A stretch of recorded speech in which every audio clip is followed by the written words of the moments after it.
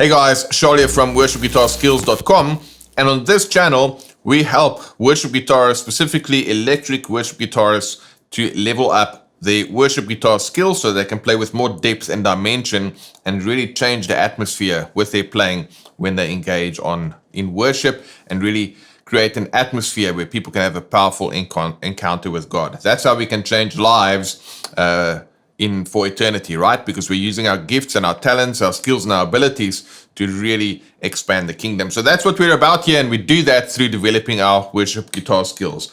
Now today, I've got a treat for you, which is essentially, we're just busy filming some additional videos for our Worship Guitar Skills Club and our Worship Guitar Skills coaching members. That's available at our academy. So I decided, let's pull one of these videos that was meant to be just for the club to kind of go deeper into the lessons we do here on YouTube.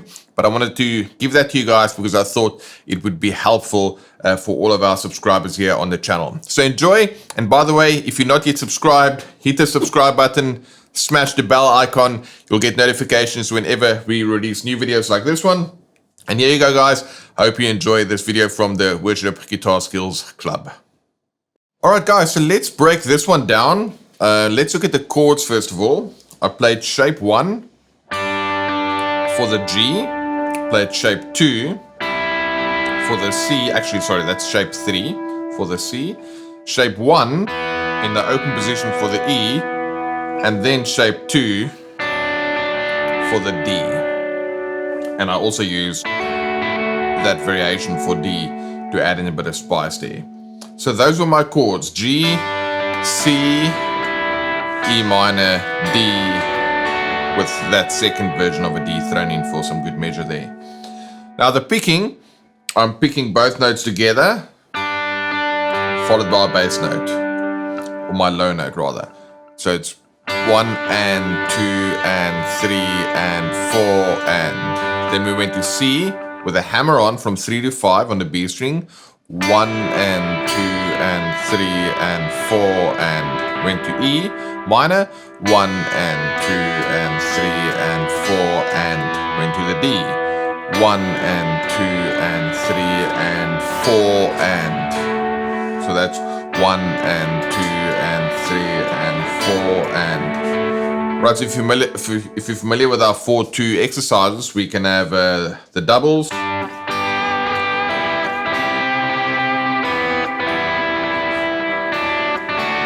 and we had our triples and our quads, right, where we're combining those. So in this instance, I'm actually just doing a double there. So I'm playing that voicing over D to that voicing. And then that's pretty much it. So you just want to try and get a nice balance between your picked note and both picked together. You can even palm mute that low note.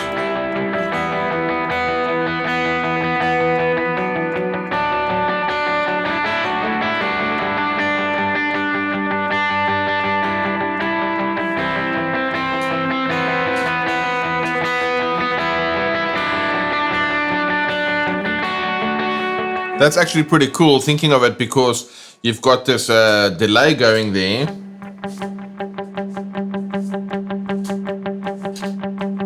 Palm mute it. And then I'm adding in these cool notes on the top.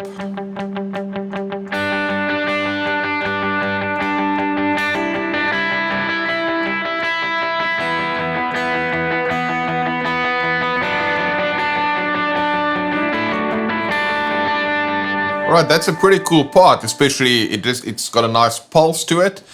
It outlines the harmony, and it's got some melodic spice. What that means is it just adds that melodic interest. So pretty cool line using a simple hybrid picking pattern with a simple chord progression and our 4-2 voicing. So go and put this to use, and then you can practice this in other parts of the neck as well. Instead of playing G, C, E minor, D, you can play G, C, E minor, D. So then that same idea will be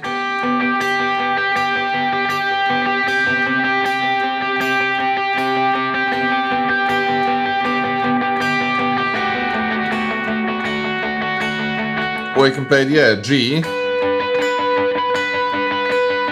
C, E minor, D. Or you can play totally different chords. C, G, D, E minor.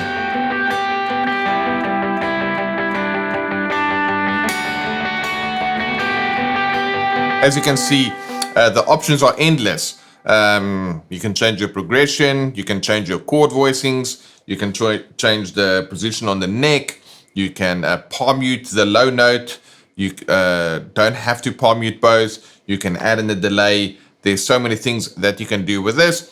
And you can even keep it nice and simple without the hybrid picking pattern. You can just go.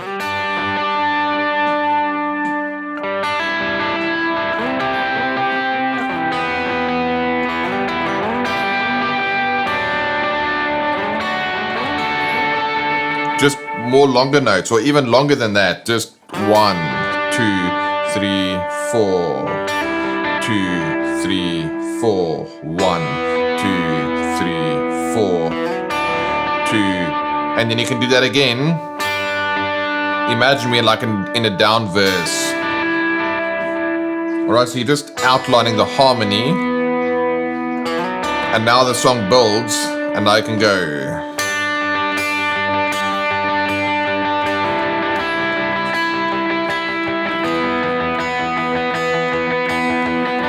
And let's say it builds even more.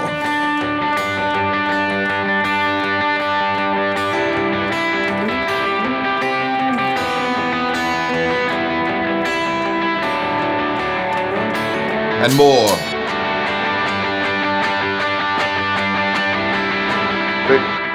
Alright, I hit the bum note here at the end. But as you can see, when you think of the guitar like that in more of an orchestral way, think of an orchestra. Everybody, the orchestra, they don't play all together at the same time.